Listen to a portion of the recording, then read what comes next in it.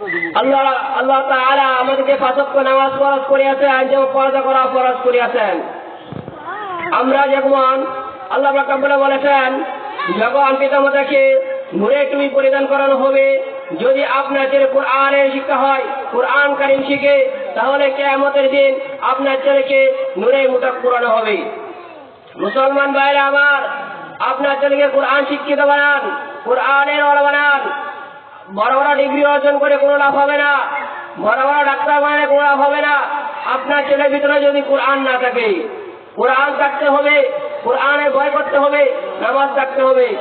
আল্লাহ রাসূল বলেছেন, তুমি যদি কোরআন কায়েম শিখো, তাহলে তুমি গিয়ে আমি সুপারিশ করবো, নামাজ কায়েম করো, আমি সুপারিশ করবো। ডিগ্রি বানাইছে, ডিগ্রি বড় বড় ডিগ্রি অর্জন করেছেন, ডাক্তার ইঞ্জিনিয়ার বানান, সমস্যা নাই। আপনি বলতে পারেন কেন পড়ান, পড়ান, কোনো সমস্যা নাই। আল্লাহ রাসূলের হাদিস শিখান, নবী করিম সাল্লাল্লাহু আলাইহি ওয়াসাল্লামের দোয়া শিখান, আল্লাহ তাআলা নামাজ শিক্ষা দেন, কোরআন কারীম শিক্ষা দেন।